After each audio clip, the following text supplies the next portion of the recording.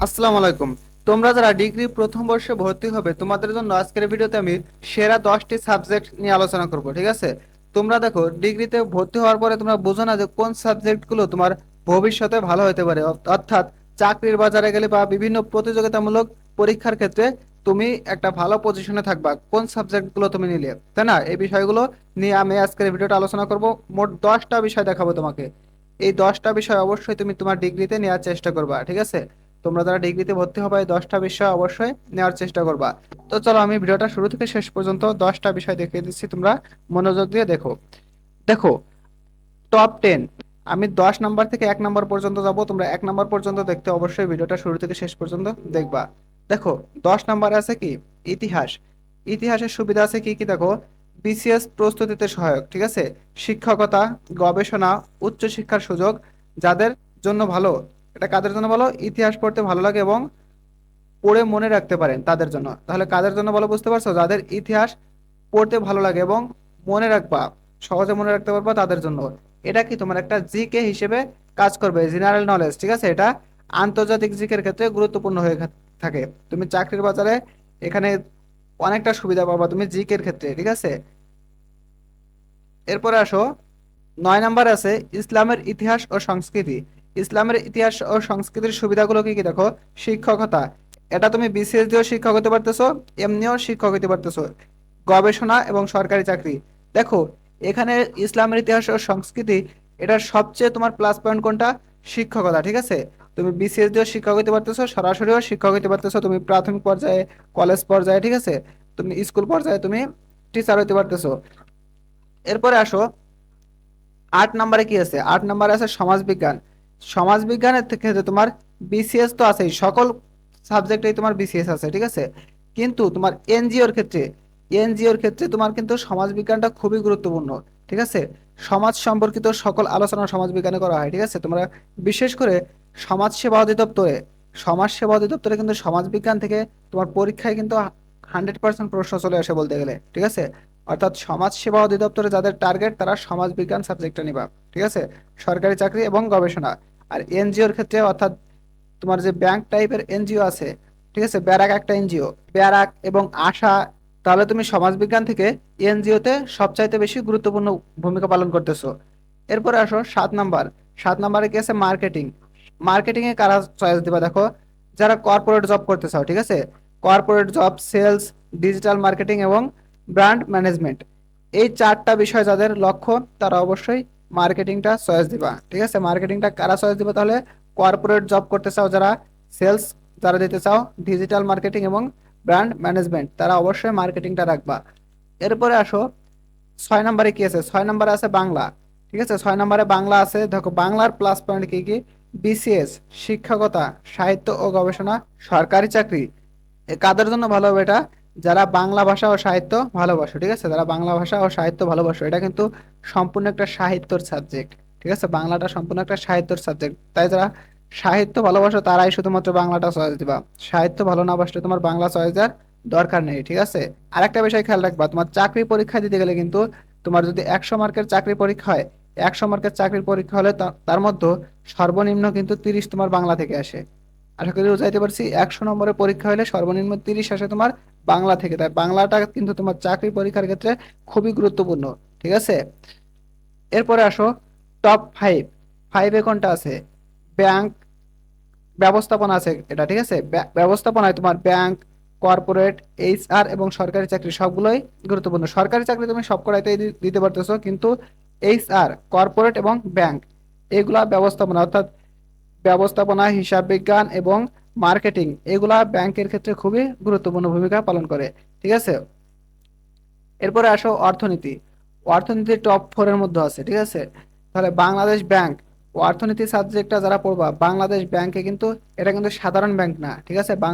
Bangladesh bank কিন্তু প্রধান bank. এটাই সকল ব্যাংকের কার্যক্রম এই একটা ব্যাংকেই সম্পাদন করে, ঠিক আছে? এই ব্যাংক চাইলে যে কোনো মতে যে কোনো ব্যাংকে শেষ করে দিতে পারে, আবার উঠায়ও নিতে পারে, ঠিক আছে? বাংলাদেশ ব্যাংক বাংলাদেশের প্রধান ব্যাংক, ঠিক আছে? এই ব্যাংকে কিন্তু অর্থনীতির স্টুডেন্ট যারা আছো তাদের কিন্তু 99% প্লাস পয়েন্ট জবের ক্ষেত্রে, ঠিক আছে? বাংলাদেশ ব্যাংকে যদি তুমি জব করতে চাও অবশ্যই তুমি অর্থনীতি সাবজেক্টটা চয়েস দিয়ে রাখবা, ঠিক আছে? বাংলাদেশ ব্যাংকের পাশাপাশি এমনি যে সাধারণ ব্যাংকগুলো আছে, সোনালী, রূপালী, জনতা, ঠিক আছে, এভরিথিং যে ব্যাংকগুলো আছে এখানে তুমি চাকরি করতে পারবা, কিন্তু তোমার প্রধান লক্ষ্য থাকবে কোনটা? বাংলাদেশ ব্যাংক।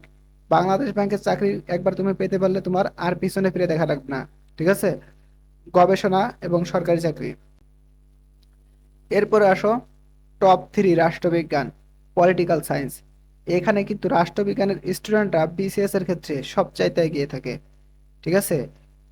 আমি শুরুর দিকে বলেছিলাম ইতিহাস, ঠিক আছে, 10 নম্বরে দিয়েছিলাম। ইতিহাসটা থেকে রাষ্ট্রবিজ্ঞানে কিন্তু তুমি বেশি ইনফরমেশন কালেক্ট করতে পারবা। তোমার এভরিথিং রাষ্ট্রবিজ্ঞান থেকে দেখো জিকের এমন একটা পজিশন আসবে তোমার, ধরো 35 মার্ক থাকবে জিকের, তার মতো 25 মার্কে তুমি এই রাষ্ট্রবিজ্ঞান বইটা থেকে পেয়ে যাবা, ঠিক আছে। তা রাষ্ট্রবিজ্ঞান সাবজেক্টটা তুমি চয়েস দেওয়ার চেষ্টা করবা। আর রাষ্ট্রবিজ্ঞান সাবজেক্টটা এমনই সহজ যে তোমরা ধরো ইতিহাস মনে রাখা লাগলেও তোমরা সাধারণ স্টুডেন্ট যারা আছো পড়তে চাও না, তাদের জন্য অবশ্যই রাষ্ট্রবিজ্ঞানটা একটা প্লাস পয়েন্ট। পড়তে চাও না তাদের জন্য, কি কারণে যারা পড়তে চায় না তাদের জন্য? কারণ দেখো অন্যান্য সাবজেক্ট তোমার সারা বছর পড়া লাগে, না হলে কিন্তু রেজাল্টটা আশানুরূপ আসে না, ফার্স্ট ক্লাস আসে না, অর্থাৎ 4 পয়েন্টের মধ্যে তোমার 3 পয়েন্ট আসে না। কিন্তু রাষ্ট্রবিজ্ঞান এমন একটা সাবজেক্ট, পরীক্ষার আগে মাত্র 2-3টা দিন পড়বা, 2-3টা দিন পড়লে পরা তোমার সাবজেক্টটা কভার হয়ে যাবে, ঠিক আছে। অর্থাৎ ফাঁকিবাজ স্টুডেন্ট যারা আছো তারা কিন্তু টপ 3 লেভেলের মধ্যে একটা রাষ্ট্রবিজ্ঞান সাবজেক্ট এটা পেতে পারতেছো, ঠিক আছে, টপ 3-র মধ্যে। তারপরেও এত সহজ, মাত্র 3-4 দিনে পড়া সম্ভব। তা অবশ্যই তোমরা রাষ্ট্রবিজ্ঞানটা দেওয়ার চেষ্টা করবে, 100% রাষ্ট্রবিজ্ঞান দেওয়ার সুযোগ পেলে তোমরা মিস করবে না। দেখো বিসিএস, প্রশাসন, সরকারি চাকরি, শিক্ষকতা সব ক্ষেত্রে রাষ্ট্রবিজ্ঞানের গুরুত্বপূর্ণ ভূমিকা পালন করে। এরপরে আসো 2 নম্বরে কোনটা আছে? 2 নম্বরে আছে হিসাব বিজ্ঞান। হিসাব বিজ্ঞান অর্থাৎ অ্যাকাউন্টিং। দেখো bank job, CA, CMA, audit farm এবং কর্পোরেট জব সব ক্ষেত্রে তুমি হিসাব বিজ্ঞানের অপরচুনিটি পাচ্ছ, তাই অবশ্যই হিসাব বিজ্ঞানটা চয়েস দেওয়ার চেষ্টা করবা। দেখো তোমরা যে কেউ যদি টপ 5-এর মধ্যে যেগুলো আছে, আমি এখানে দেখালাম টপ 5-এর মধ্যে যেগুলো আছে, এগুলো যদি চয়েস দিতে পারো তুমি পিছু পা হবে না, ঠিক আছে, এগুলো তুমি চয়েস দিবা। আর দেখো অনার্সে যেমন তোমার চয়েস দিলে সাবজেক্ট পাবে কিনা একটা সন্দেহ থাকে, তাই না? কিন্তু এখানে কিন্তু তুমি চয়েস দিলে সাবজেক্টটা 100% পেয়ে যাবে, যে কোনো সাবজেক্ট, কঠিন সাবজেক্ট হলেও। সেটা কিভাবে? ধরো তোমার বিএ, বিএসএস, বিবিএ, মোট তোমার 7টা বিভাগ আছে, ঠিক আছে, এখানে কিন্তু 7টা ডিপার্টমেন্ট আছে। এই 7টা ডিপার্টমেন্টের আন্ডারে কোনটায় কোন কোন ডিপার্টমেন্টে কোন সাবজেক্টগুলো আছে আমি কিন্তু অলরেডি একটা ভিডিও বানিয়ে তোমাদের দেখিয়ে দিয়েছি। ওই ভিডিওটার লিংক আমি ডেসক্রিপশন বক্সে বা কমেন্ট বক্সে দিয়ে রাখবো।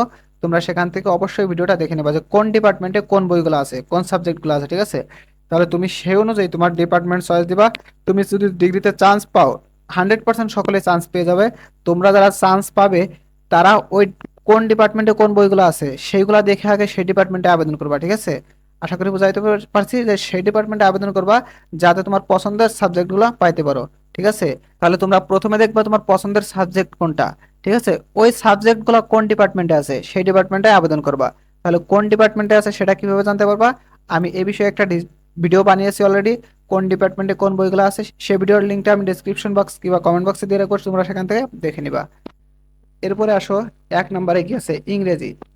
ইংরেজিটা এটা আলাদা কোনোটাই উল্লেখ করা লাগবে না, ঠিক আছে, অর্থাৎ এই যে BCS, bank job, multinational company, ঠিক আছে, কোনোটাই উল্লেখ করা লাগবে না, বিদেশে শিক্ষা, ঠিক আছে, এটা উল্লেখ করা লাগবে না। কি কারণে বলতেছি? কারণ ইংলিশ তো ইংলিশ, তাই না, এর উপরে কোনো সাবজেক্ট নেই, ঠিক আছে। ইংলিশ করলে তুমি আইএলটিএস দিয়ে বিদেশে পড়ালেখা করতে পারতেছো, আইএলটিএস দিয়ে বিদেশে যেতে পারতেছো পড়ালেখা করতে। আর বিদেশ থেকে যদি তুমি একটা ডিগ্রি আনতে পারো তোমার লাইফ সেট, তাই না। দেখো বিদেশে উচ্চশিক্ষা প্রায় সব সরকারি চাকরিতেই অতিরিক্ত সুবিধা। তুমি ধরো একটা কর্পোরেট কোম্পানিতে চাকরি করতে গেলা, 100 জন সিভি দিছে, তুমি যদি ইংলিশটা ভালো পড়ো, 100 জন সিভি দিছে, তোমার যখন দেখবে তুমি ইংলিশ মিডিয়ামের স্টুডেন্ট, 100 জনের মধ্যে তোমরা 5 জন আছে মনে করো ইংলিশ মিডিয়ামের স্টুডেন্ট, সেখানে 100 জনের মধ্যে লোক নেবে 10 জন, দেখবা তোমরা ইংলিশ মিডিয়ামের স্টুডেন্ট 5 জন আছে, এই 5 জনই চান্স পেয়ে যাবা, ঠিক আছে। অর্থাৎ ইংলিশ মিডিয়ামের স্টুডেন্টদের খুবই মূল্যায়ন করা হয়। এবং আইএলটিএস দিয়ে তোমরা বিদেশে যাইতে পারতেছো। আর ইংলিশের ক্ষেত্রে যে কোনো চাকরি পরীক্ষার ক্ষেত্রে যদি 100 মার্কের পরীক্ষা হয়, 35 নম্বর তোমার ইংলিশ থেকে থাকবেই, ঠিক আছে। তুমি এখানে 35 নম্বরও পেয়ে যাচ্ছে একটা সাবজেক্ট থেকেই 35, ঠিক আছে, ইংলিশ থেকে। 100 মার্কের পরীক্ষা, তার মতো ইংলিশ থেকেই 35 পেয়ে যাচ্ছ। এবং যে কোনো চাকরিতে তোমার অগ্রাধিকার তো থাকতেছেই। এরপরে আসো তোমরা কারা কোন বিষয়গুলো চয়েস দিবা। দেখো ফাইনাল সাজেশন, তোমরা তোমরা যারা ব্যাংক জব করতে চাও, ব্যাংক করতে চাইলে অবশ্যই তোমরা কমার্স ব্যাকগ্রাউন্ডে যারা আছো অ্যাকাউন্টিং, ফিনান্স অ্যান্ড ব্যাংকিং এবং ম্যানেজমেন্ট এই তিনটা চয়েস দিবা। ঠিক আছে, তোমরা এই তিনটা নিয়ে ডিগ্রিটা সম্পূর্ণ করবা যারা ব্যাংকে চাকরি করতে চাও। এরপরে আসো যারা বিসিএস করতে চাও সরাসরি, তারা কি করবা, তারা পলিটিক্যাল সায়েন্স, ইংলিশ, ইকোনমিক্স এবং বাংলা এইগুলা চয়েস দিবা। দেখো ইংলিশে তোমার ইংলিশ বিষয়টা 35 নম্বর কভার হয়ে যাচ্ছে, ঠিক আছে, এবং পলিটিক্যাল সায়েন্স তোমার 30-এর মধ্যে তোমার অন্তত 25 কভার হয়ে যাচ্ছে জিকের, ঠিক আছে। এবং ইকোনমিক্স এটা ব্যাংক জবের ক্ষেত্রে তোমার বিসিএস এর ক্ষেত্রে এখান থেকেও প্রশ্ন আসবে, এবং বাংলা, বাংলা থেকেও কিন্তু তোমার 30 নম্বরের পরীক্ষা হবে, ঠিক আছে, তোমার চাকরির বাজারে। তাহলে তুমি বাংলা থেকেও পেয়ে যাচ্ছ। তাই যারা বিসিএস টার্গেট তারা অবশ্যই political science, English, economics, Bangla এগুলা নেওয়ার চেষ্টা করবা, ঠিক আছে। এরপরে আসো তোমরা যারা কর্পোরেট জব করতে চাও, কর্পোরেট জব করতে চাইলে অ্যাকাউন্টিং, মার্কেটিং এবং ম্যানেজমেন্ট এগুলা লাগবে তোমার কর্পোরেট জব করতে চাইলে। এরপরে আসো যারা শিক্ষকতা করতে চাও, তারা অবশ্যই ইংরেজি, বাংলা এবং হিস্টোরি অর্থাৎ ইতিহাস এইগুলা চয়েস দিবা। প্রিয় শিক্ষার্থী, কিন্তু আমি আশা করি তোমার 10টা সাবজেক্টের মধ্যে কোনটা কত র্যাঙ্কে আছে এবং কোনটা তোমার প্লাস পয়েন্ট আছে কোন চাকরির ক্ষেত্রে, ঠিক আছে, A to Z আমি আলোচনা করে বুঝাইতে পারছি। এর বাইরেও যদি তোমাদের বুঝতে কোথাও অসুবিধা হয় অবশ্যই কমেন্ট করবে, আমি বুঝিয়ে দেওয়ার চেষ্টা করব। প্রিয় শিক্ষার্থীবৃন্দ, শিক্ষা সম্পর্কিত যে কোনো সঠিক নিউজ সবার আগে পেতে অবশ্যই আমাদের চ্যানেলটা সাবস্ক্রাইব করে রাখবা এবং ফেসবুক থেকে দেখলে অবশ্যই ফলো দিয়ে রাখবা। তো ভালো থেকো তোমরা সবাই, আল্লাহ হাফেজ।